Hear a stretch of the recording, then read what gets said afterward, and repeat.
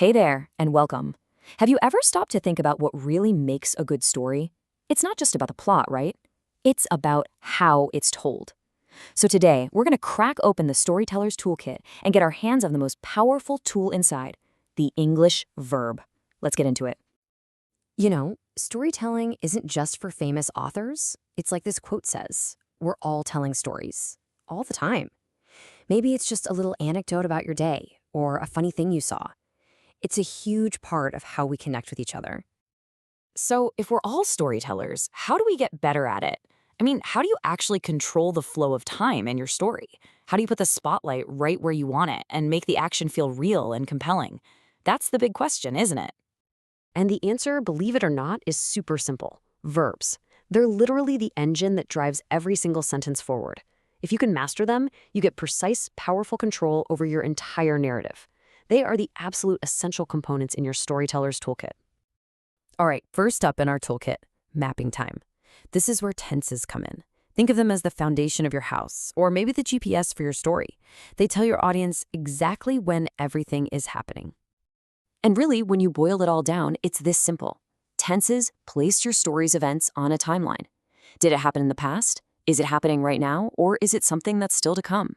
This is the basic map that every single storyteller uses. So these are the tenses that really anchor our stories. Past simple for things that are done and dusted, present for habits or what's going on right now, and future for what's next. Simple, right? These are the absolute workhorses of storytelling. Okay, next tool in the box is all about focus. I want you to think of active and passive voice like choosing your camera angle. Who or what do you want the audience to be looking at? So the active voice, that's kind of your default setting. It's direct, it's got energy, the subject is the star of the show. They're the one doing the action. It's clear, it's concise, and it just pushes the story forward. And wow, this comparison just nails it, doesn't it? In the active voice, the cat chased the mouse, all our attention is on the cat, the chaser. But flip it to passive and bam, the mouse was chased by the cat. Suddenly, the whole story is about the mouse. Same event, totally different feeling. So how do you actually make that shift? Well, it's basically a 4-step recipe. First, you take the object, the mouse, and you make it your new subject. Then you pop in the right form of the verb to be, in this case, was. Third, change your main verb to its past participle, chased. And that last part, by the cat, that's actually optional, which is useful when you don't know who did the action or you just don't care. Okay, so like with any skill, there are going to be some bumps in the road. For storytellers using English verbs, a few common traps can really trip you up. Let's talk about how to spot them and, more importantly, how to avoid them.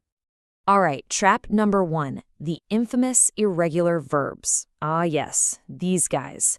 They're basically the rebels of the grammar world. They just refuse to follow the rules. See, regular verbs are a piece of cake, right? You just slap an ed on the end and you're good to go. But irregular verbs, oh, they've all got their own unique forms. There's no magic formula here. Verbs like sing becoming sang or go becoming went, you just gotta learn them through practice. And trap number 2, this one is a biggie. It's when you start jumping around in time for no good reason. An illogical tense shift can make your story feel all chopped up and leave your listener totally lost. Okay, check out this example. The story kicks off in the past. The match wasn't good. But then, whoa, it suddenly jumps to the present with gets and starts. It's confusing. Is this happening right now or did it already happen? And here's the easy fix. By keeping all the main verbs consistently in the past tense, got mad, started a fight, the story just flows. It makes sense. The timeline is nice and stable, and your listener can just relax and follow along. All right, we've got the basics down. Now for the really fun part. Let's put all of this together to build a truly captivating story.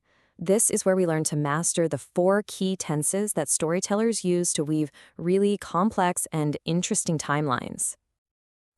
A really great story isn't just a list of this happened, then this happened.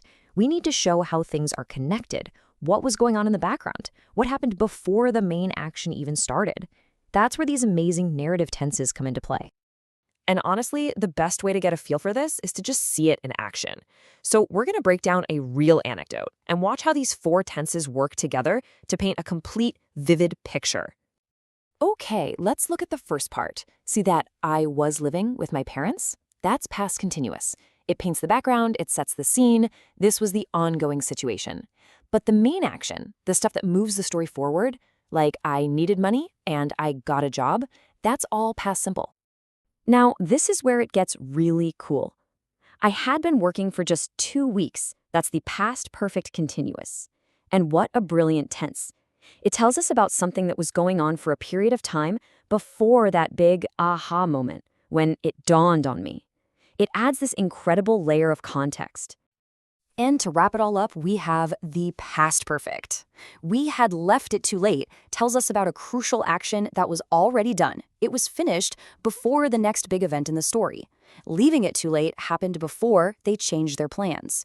It's this kind of sequencing that really gives a story its depth and makes it easy to follow. So there you have it. Verbs give you total control, from mapping time and shifting the camera angle to layering all these past events. You've got the Storyteller's Toolkit right in front of you.